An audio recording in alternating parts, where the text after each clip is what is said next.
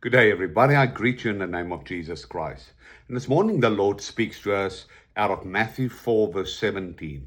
Repent, for the kingdom of heaven is at hand. And Peter even says in Acts 3, verse 19, repent, therefore, and be converted, and your sins will be blotted out.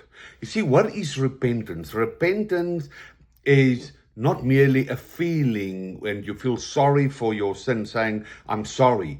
It means you turning your whole person back towards God. It means your mind, your heart, your will, your body, your soul, your life, everything back towards God. And the Greek name, therefore, is metanoia.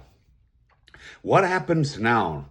You turn away from darkness and you turn back into the participation, into the unity and community and union with God.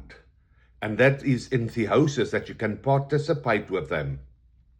You see, it carries the whole change of your mind and the direction of your living. And that must be something that is visible. It is a total reorientation. It's a total conversion that needs to take in.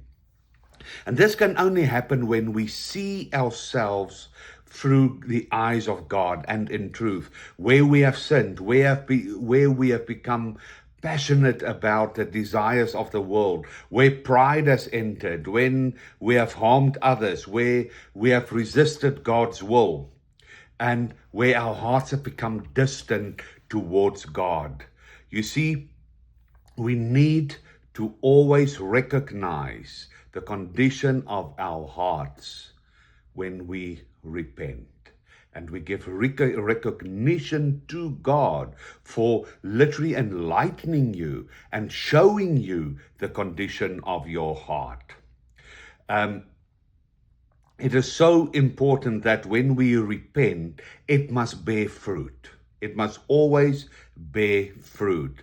And this is a lifelong process that we need to go through. It's something we need to do every day of our life and remind ourselves the whole time in whose presence we are and whom do we represent, because that is so important, that we walk in such union with God that we become a living testimony of the presence and the goodness of God.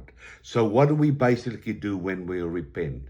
We return home to God and we become the home of Jesus Christ, the Holy Spirit and the Father. You've been created to be the Holy of Holies in Ephesians 2.